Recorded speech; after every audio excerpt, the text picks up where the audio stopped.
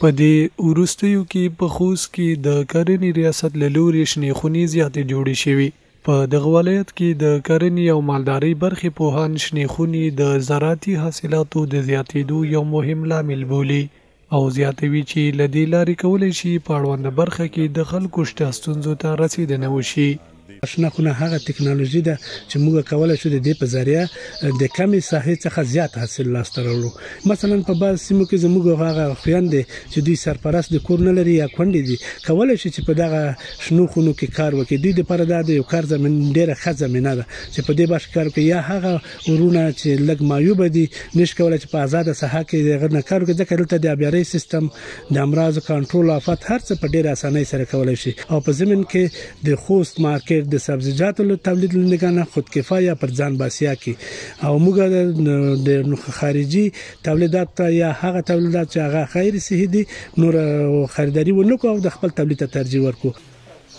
بل لور بیا بزګران هم له کرنې ریاست څخه خوښ دي چې په اړونده برخه کې ورسره همکاري کړي او په کور دننه یې ورته سالمه بوختیا برابره کړي.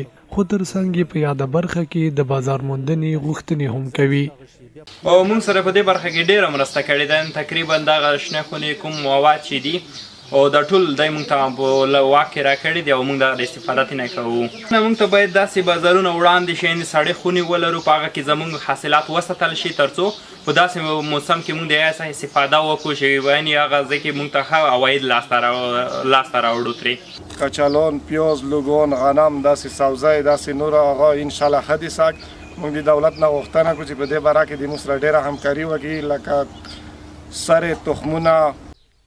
یاد دې وي چې خوست کې د یاد ریاست مسؤلینو په وینا تر دې دمه یې د ښار سربیره په نورو ولسوالیو کې هم تر 150 تجارتي شنې خونې جوړې کړې دي او زیاتوي چې پلان کې لري تر څو راتلونکي کې له دې عصري او په ټولو امکاناتو برابر شنې خونې یا ګرین هاوزونه جوړ کړي.